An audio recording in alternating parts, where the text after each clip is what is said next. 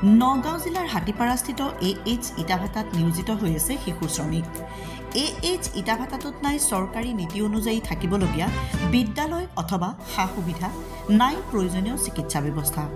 প্ৰয়োজনীয় নথিপত্ৰ নথকাৰো অভিযোগ AH ইটাভাটাটোৰ বিৰুদ্ধে। নগাঁও জিলা প্ৰশাসনৰ সৰলতাৰ সুযোগ গ্ৰহণ কৰিয়েই এনে অবৈধভাৱে একাংশ ইটাভাটা গঢ় লৈ উঠিছে নগাঁও জিলাৰ বিভিন্ন অঞ্চলত। কৃষিভূমি বাণিজ্যিক ভূমিলৈ ৰূপান্তৰ কৰি গঢ়ি উঠা এনে একাংশ ইটাভাটাৰ বাবেই কৃষিভূমিৰো হ্ৰাস পাইছে শস্য উৎপাদনৰ ক্ষমতা। সাংবাদিকৰ কেমেৰা দেখি এই যে শিশুকেইটা দৌৰিছে, এয়া নগাঁও জিলাৰ ইটাপাৰাস্থিত AH ব্ৰিক্স ইটাভাটাৰ ভিতৰৰ দৃশ্য। ভাটাত জুইৰ বাবে ব্যৱহৃত কয়লা কামত শিশু, ইটা বনোৱা কামত শিশু। এইবাৰ মন কৰক ভাটাটোৰ মহৰীজনে দেখাই দিয়া বিদ্যালয়খনৰ দৃশ্য। যেন বিদ্যালয় নহয়, গৰু গোহালিহে। নাই ডেস্ক, নাই বেঞ্চ, নাই বোৰ্ড, নাই মানে একোৱেই নাই।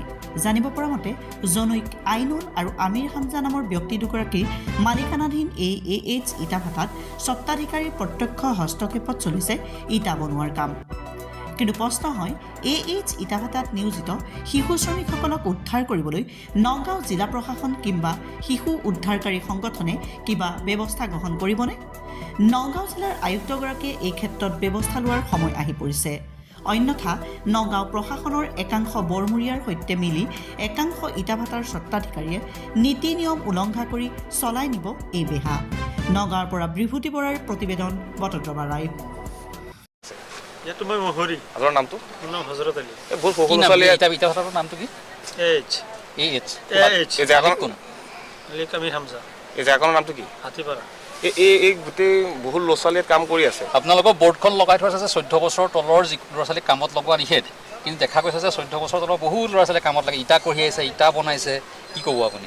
নাই, এইকেইটা মা দেউতাৰ লগত খেল ধেমালি ভিজুৱেল পাইছোঁ, আমাৰ কেমেৰা দেখি পলাই দিছে। ভিজুৱেল আছে আমাৰ, খেল ধেমালি কৰি থকাটোও বেলেগ আৰু ইটা বনাই থকাটোও বেলেগ। আৰু খেল মানে কি হ'ল, যিবিলাক ফৰ্মাৰ আছে ফৰ্মাৰলৈ ইটা বনাই আছে সিহঁতে। ভিজুৱেল আছে আমাৰ। এইকেইটা মা দেউতাৰ লগত আছে আৰু মা দেউতাই কাম কৰি আছে, ইয়াত বহি আছে লগত। আপোনালোকে কিয় দিছে বনাবলৈ? মানাই কৰি দিছে। আপোনালোকৰ স্কুলৰ এখন অৱস্থাই নাই। ব্লেকবোৰ্ড নাই, এখন ব্লেকবোৰ্ড নাই, এখন চাইনবোৰ্ড নাই, লিখা ABCD লিখা লৈ যায় যে, আৰু বহাৰ কোনো সুবিধা নাই। মানে যিটো আন্তৰক আছে স্কুলৰ পৰিৱেশেই নাই। স্কুলৰ এখন চাইনবোৰ্ডো নাই দেখোন। খালি এটা ঘৰৰ নিচিনা গোহালি ঘৰ টাইপ এটা বনাই থৈছে, তাতে স্কুল বুলি দেখুৱাই দিয়ে আৰু ন। এইকেইটা মানে ত্ৰিপাল পাৰি বহাই ল'ৰা ছোৱালী। চাইনবোৰ্ড এখনো নাই দেখোন। চাইনবোৰ্ড কেইটা ৰাখি থোৱা আছে অফিচত। সেইটো নিয়ম জানো?